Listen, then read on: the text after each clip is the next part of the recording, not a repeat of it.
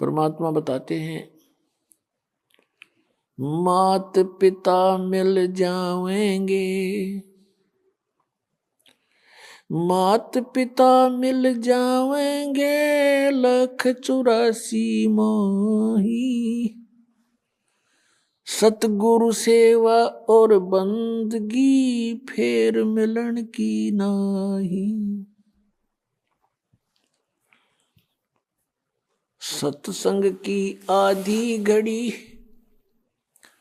तप के वर्ष 1000, तो भी बराबर है नहीं, कहें कबीर विचार।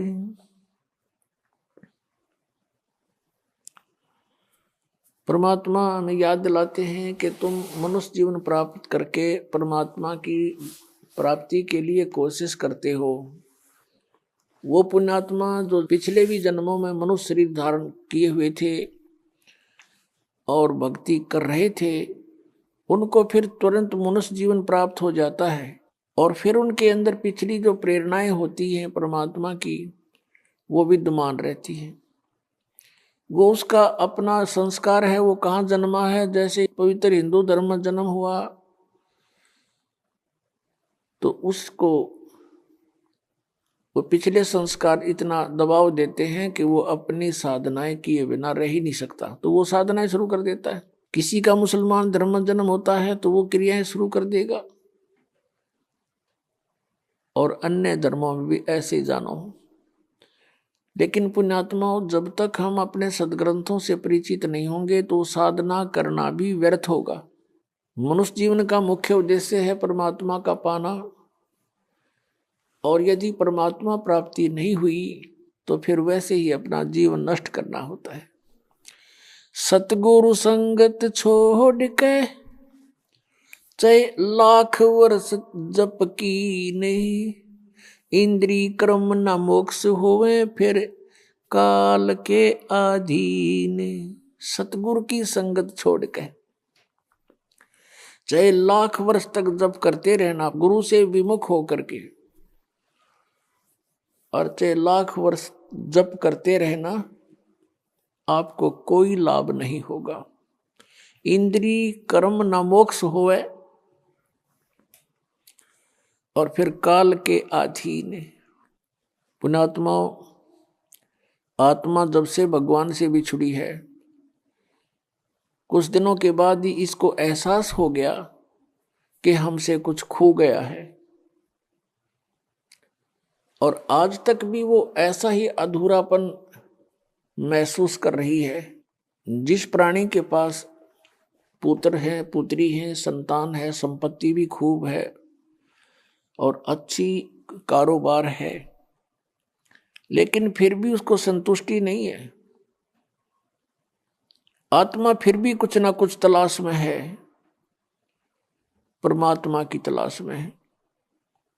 वो अलग बात है कि उसको तरीका कौन सा प्राप्त हुआ है, कौन से धर्म में वो जन्मा है, तो फिर भी वो उसकी खोज कर ही रही है। अब जैसे निर्धन तो खोज करता है, मान लीजिए परमात्मा की धनी होने के लिए, निसंतान ढूंढ रहा है भगवान को, न सोच लेंगे संतान के लिए। लेकिन जिसके पास सर्व संपन्नता है, संतान भी है, संपत्ति भी है, सर्व यहाँ काल का सारा सुख है, और फिर भी वो भगवान की तलाश में है, तो इसका मतलब ये सर्व जो कुछ भी हमें प्राप्त है, जिसको हम यहाँ चाह करते हैं, ये पर्याप्त नहीं है।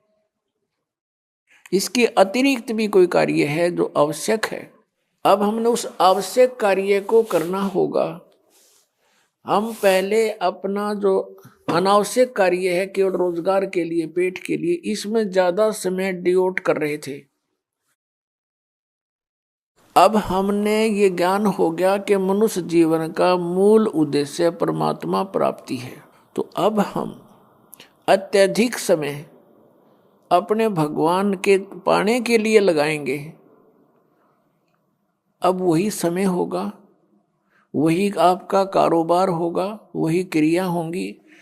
आपकी जो सांसारिक जो क्रियाएं हैं, जैसे पेट के लिए गुजारा सभी करते हैं, कोई सर्विस करता है, कोई दुकान किए हुए है, कोई किसान का काम करता है, कोई सर्विस कर रहा है, कोई मजदूरी करता है। काम आपका यही रहेगा, लेकिन इसमें भगवान का समय अधिक लगाना पड़ेगा। हमने कैसे लगाना पड़ेगा? कई कहते हैं समय नहीं मिलता।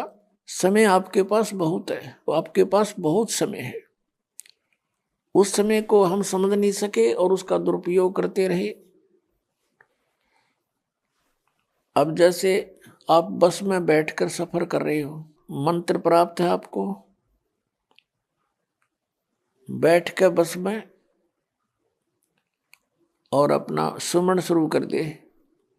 इधर उधर झांकिया में देखा नहीं, साथी ते बात घनी करे नहीं, और अपना मंत्र करता रहे, तो वो 2 घंटे आपका समय सदुपयोग हो गया। आप जी किसी मजदूरी के लिए घर से चले हो, मजदूरी के स्थल तक पहुंचे तो वहां तक अपना सिमरण करे कई कई बार, और वहां जाकर भी मजदूर को या किसान को मानसिक कार्य नहीं होता,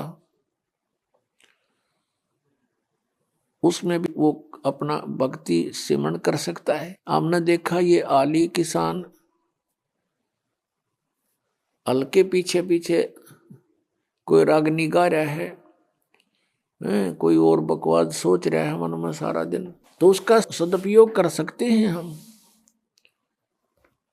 और भक्ति भी कर सकते हैं। क्योंकि किसी भी सदग्रंथ को उठाकर आप देखिएगा या किसी भी महापुरुष का अनुभव आप पढ़िएगा, उन्होंने वही कार्य किया है जो संसार के आम व्यक्ति कार्य करते हैं, और उन्हीं में परमात्मा को पाया है। उसी काम में सिमरण भी किया है, हठ योग नहीं किया किसी ने। जैसे कहते हैं 2.5 घंटे सुबह और 2.5 घंटे शाम अनिवार्य है ध्यान लगाना, मेडिटेशन करना, ये व्यर्थ की बातें हैं। पहली बात तो इनका ज्ञान गलत, ये ध्यान लगाओगे कहाँ, झूठा ज्ञान, और ध्यान का लावे, ये वाद विदा चतुराई, वाद विवाद है इनका, चतुराई दिखा रहे हैं। और बात रही हठ योग की, किसी भी संत महापुरुष ने हठ योग नहीं किया, और किसी भी सदग्रंथ में प्रमाण नहीं कि तू बैठ कर कति एक जगह बैठ कर भक्ति कर ले। श्रीमद् भगवद गीता अध्याय नंबर 3 के श्लोक नंबर 4, 5, 6 में स्पष्ट किया है कि अर्जुन, यदि तू काम छोड़ कर हठ योग करने लग गया, अगर तू कर्म सन्यासी हो गया, कर्म सन्यासी का अर्थ है काम छोड़ कर और एक जगह बैठ जा, चाहे जंगल में बैठा, चाहे कोई गुफा बना ले, या घर पर बैठ के वो व्यर्थ प्रयत्न कर रहा है, तो फिर तेरा निर्वाह कैसे चलेगा? फिर क्या है, इस काल ने 5वें अध्याय के अंदर फिर अपनी टांग अड़ाई है गीता ज्ञानदाता ने।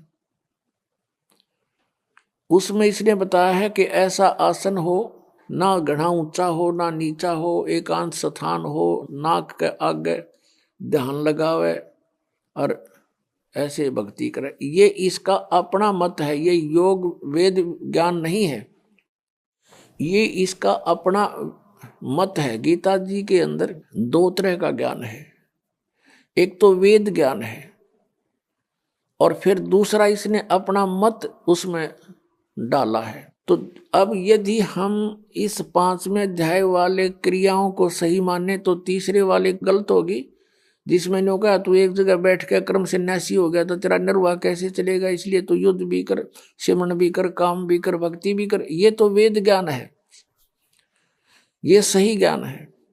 क्योंकि यजुर्वेद अध्याय नंबर 40 के मंत्र नंबर 15 में कहा है कि वायु अनिलम अथ इदम भस्मांतम शरीरम ओम कर्तु समर किलबे समर कर्त्योम समर। ओम नाम का जाप काम करते करते सिमरण करो, विशेष कसक के साथ सिमरण करो, श्रद्धा के साथ, और अपने मनुष्य जीवन का मूल कर्तव्य जानकर सिमरण करो। तब भस्मांतम शरीरम अमृतम, आपका जब शरीर छूटेगा, आपका जब शरीर अंत होगा, उस समय आपको जो ओम नाम से अमृतव प्राप्त होना है वो उससे ही प्राप्त होगा, जितना आप उससे अमर हो सकते हो। जैसे ओम नाम के जाप का साधक ब्रह्मलोक में जाता है, क्योंकि ये ब्रह्म की साधना है। और ब्रह्मलोक में जाने के बाद भी फिर ये वापस आता है। तो जितना समय इसका उस ओम के भक्ति की कमाई से होगा उतना समय ये महास्वर्ग में ब्रह्मलोक में, वहां पर इसे नकली सतलोक अलखलोक अगमलोक नामी लोक बना रखे हैं।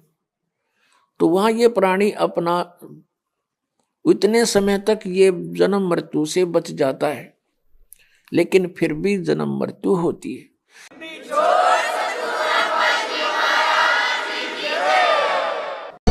Oh